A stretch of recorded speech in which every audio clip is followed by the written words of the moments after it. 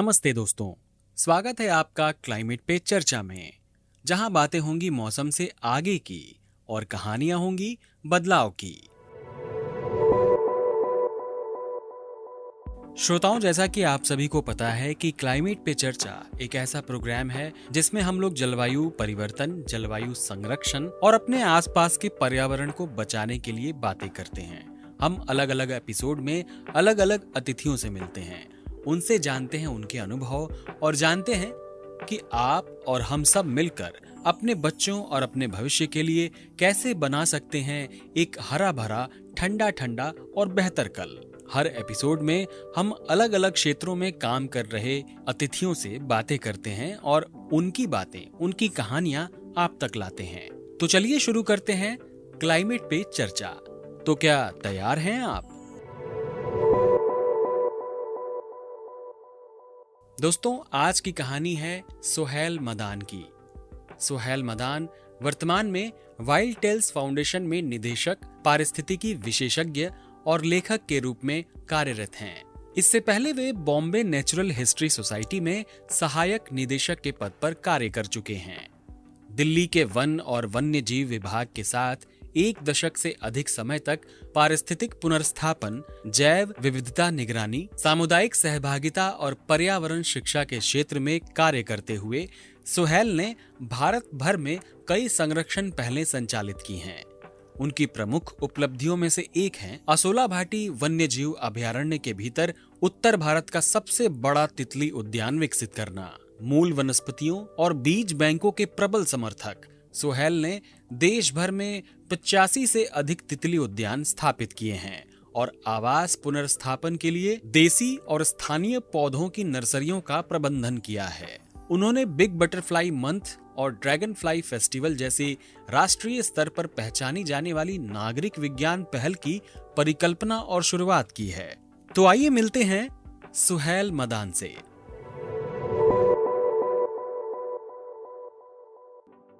Suhail sir, आपका बहुत बहुत स्वागत है हमारे इस स्पेशल प्रोग्राम में क्लाइमेट पे चर्चा। इस कार्यक्रम का नाम है और आज हमारे साथ मौजूद हैं सुहेल सर, जिनके बारे में अभी अभी आपने सुना। तो सर, आपका बहुत बहुत स्वागत है हमारे प्रोग्राम में।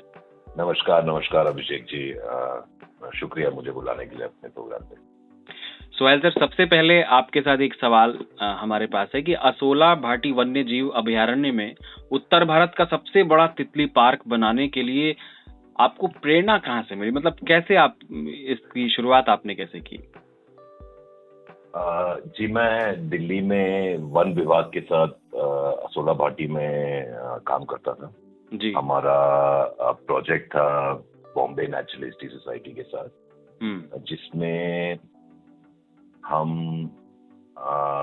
असोला भाटी एक माइनिंग साइट थी, उसको जंगल बनाने का प्रयास कर रहे थे। तो एक तो जो उसमें हैबिटेट रेस्टोरेशन होती थी, जो बायोडाइवर्सिटी मॉनिटरिंग होती थी, और जो नेचर एजुकेशन का काम मोस्ट इम्पोर्टेंटली हमारा प्रोजेक्ट इससे रिलेटेड था। तो हमें जब सेंचुरी को पब्लिक के लिए खोलने की आवश्यकता हुई, तो हमने सोचा कि सबसे आसान और सबसे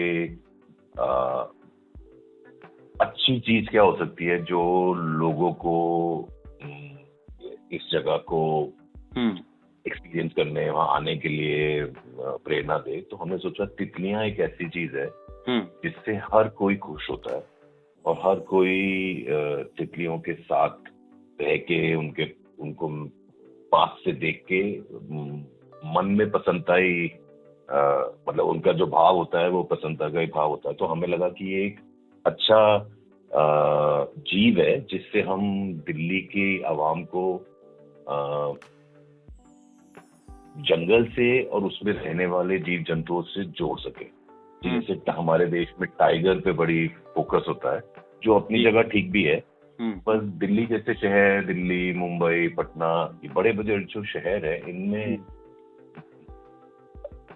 एक फीलिंग सी आ गई है लोगों को कि टाइगर और जंगल कहीं दूर है, जिनको कहीं बचाना है। हम ये भूल रहे हैं कि हमारे आसपास की जो जगह है, पृथ्वी का जो 50% जमीन है, वो अर्बन हो चुकी है, वो शहरी बन चुकी है, तो उस जगह को बचाना जिसमें हम ज्यादातर लोग रह रहे हैं अब भी बहुत जरूरी है। तो ये हमें एक बहुत अच्छा प्यारा कनेक्शन मिला, तो इसीलिए हमने तितली पार्क बनाने का प्रोजेक्ट उठाया जी।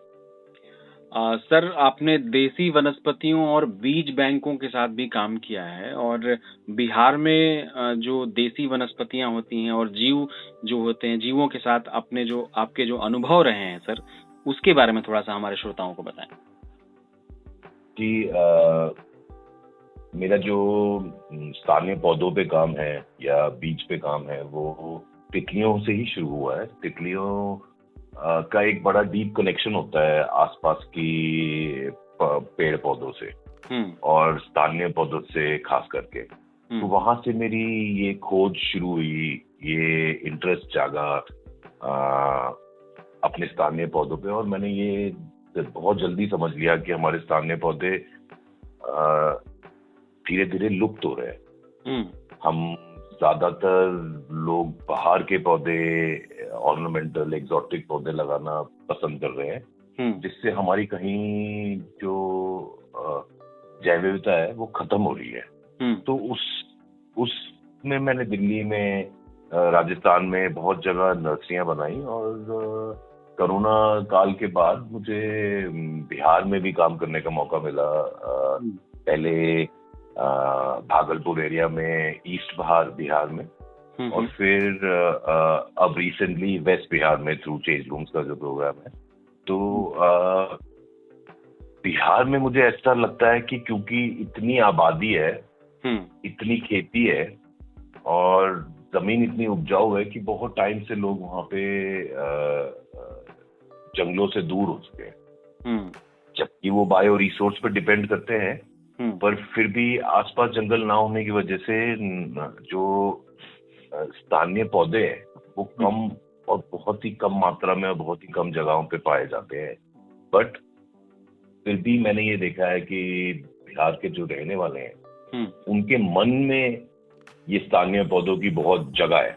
तो उनका छोटा आंगन होता है या खेती के साथ जगह होती है, तो वहां पे ये अपने मन से अपने ट्रेडिशन को अलाइव रखते हुए ये स्थानीय पौधे, हमारे जो औषधियों के पौधे भी होते हैं, कुछ फल भी होते हैं, वो अभी भी वहां पाए जाते हैं। तो मुझे ये देख के बहुत, जब मुझे सौभाग्य मिला काम करने का, तो मेरे को ये देख के बहुत प्रसन्नता हुई कि क्योंकि आबादी का प्रेशर होते हुए लोगों ने एग्रीकल्चर और जंगल, जमीन, बहुत परिवर्तन हुआ है, पर मन में अभी भी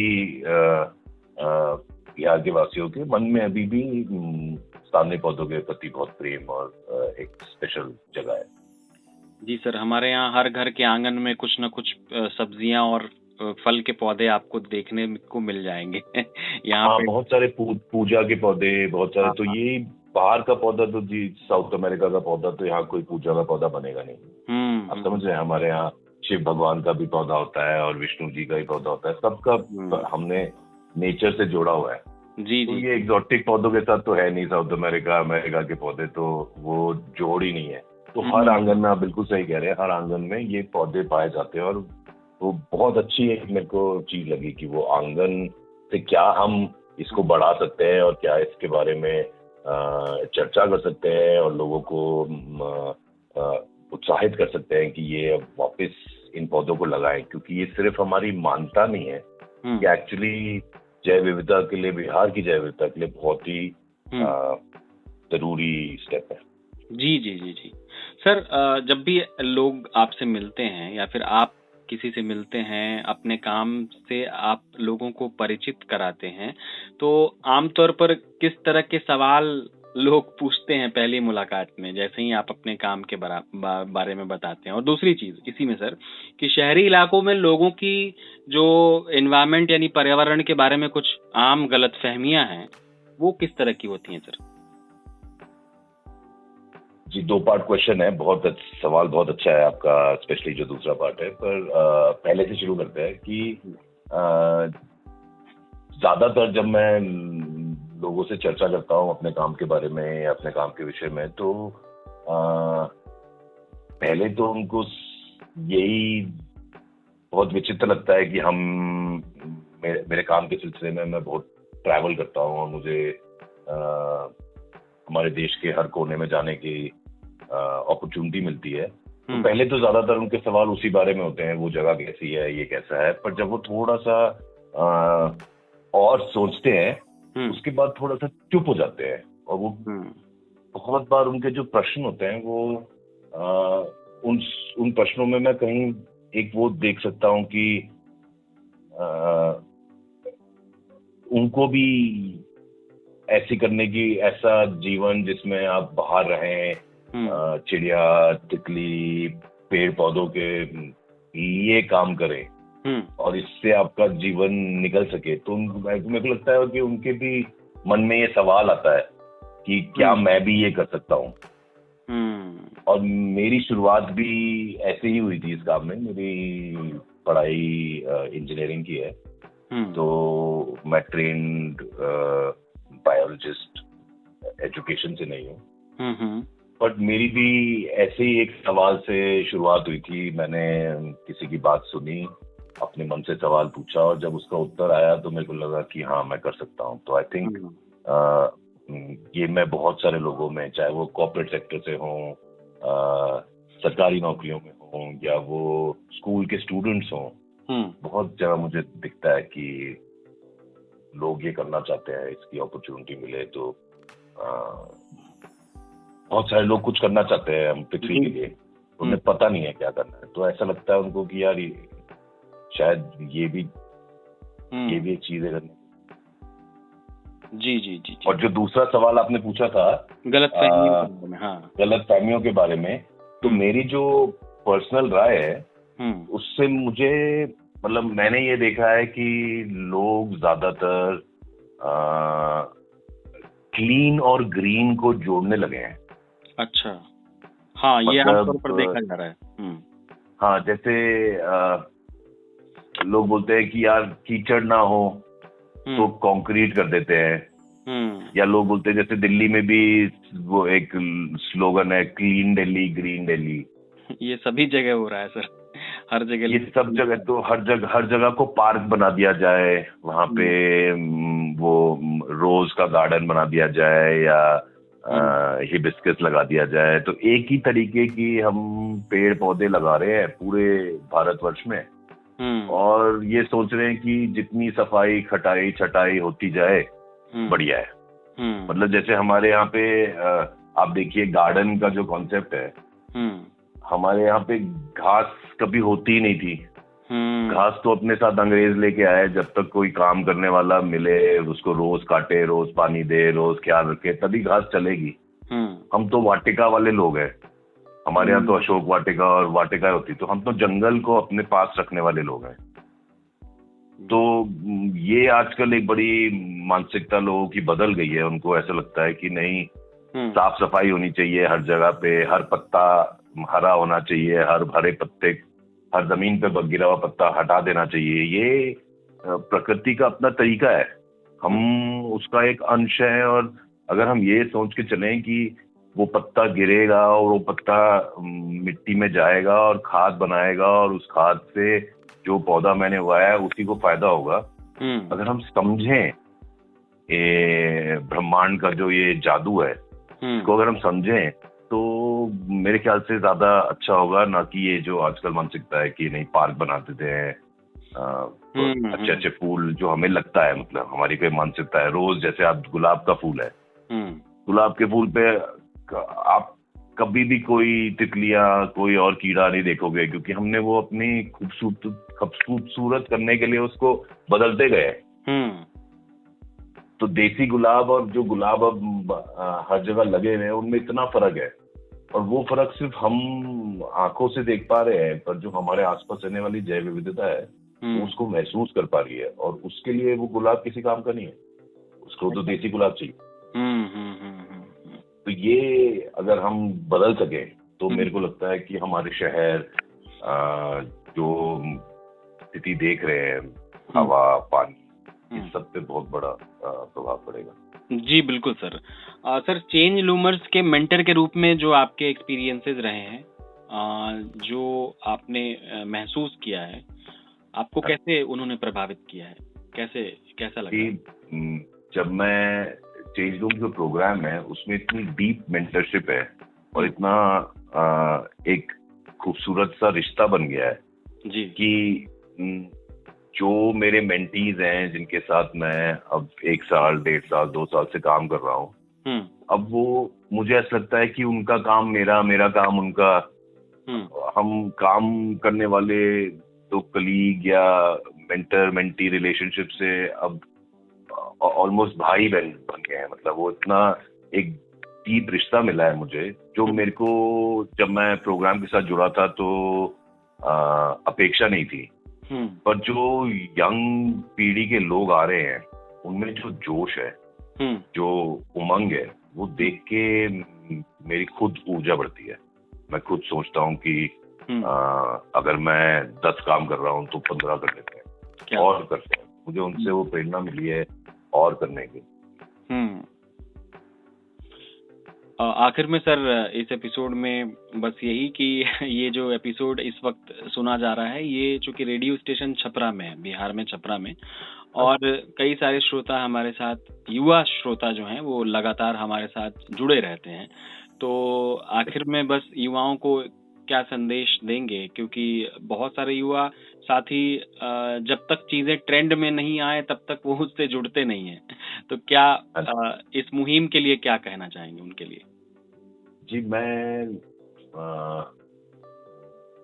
आपके प्रोग्राम के माध्यम से जो भी युवा, जो भी जुड़ रहा है, जो सुन रहे हैं, उनको मैं ये कहना चाहूंगा कि आप ज्यादा से ज्यादा बाहर जाने की कोशिश कीजिए। आप अपने घर से निकलिए, कमरे से निकलिए, पेड़ के पास जाइए, जंगल में जाइए, खेतों में जाइए, ज्यादा से ज्यादा टाइम बाहर स्पेंड करें। उससे आपकी जो मानसिक स्थिति है और जो आपकी फिजिकल हेल्थ है उस पर बहुत इफेक्ट पड़ेगा। आपको जो अभी सोशल मीडिया का प्रेशर हो या एजुकेशन का प्रेशर हो या जॉब का प्रेशर हो, उस सब स्ट्रेस से निकलने के लिए बाहर जाना, नेचर में जाना, एक बंदर है हम, अगर हम अपने अंदर के बंदर को खुश रखेंगे तो बाहर की चीजें थोड़ी सी सरल हो जाएंगी। और मैं एक और चीज ऐड करना चाहूंगा कि आजकल हम सबके पास मोबाइल फोन है और दुनिया इतनी बदल चुकी है कि हमें इस मोबाइल फोन के जरिए कंजर्वेशन में बहुत बड़ी एक भूमिका निभाने का अवसर मिला है। हम सब, बहुत सारे आजकल एप्स हैं, जैसे iNaturalist हो गया, eBird हो गया, हम सब इन एप्स को यूज करके जो हम फोटोग्राफ्स खींच रहे हैं,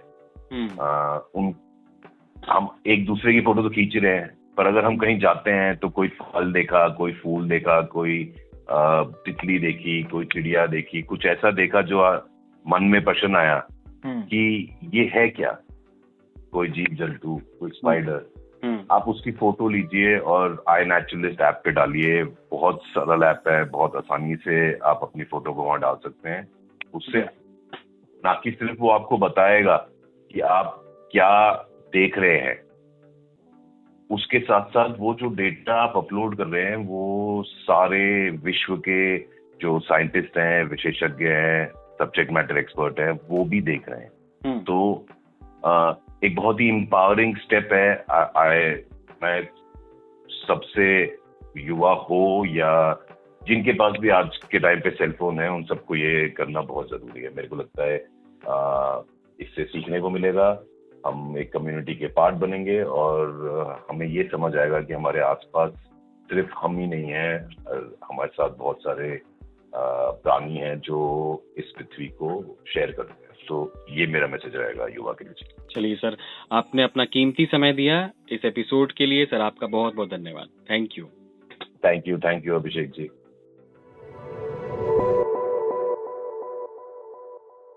तो श्रोताओं, ये थे हमारे आज के अतिथि सुहेल मदान।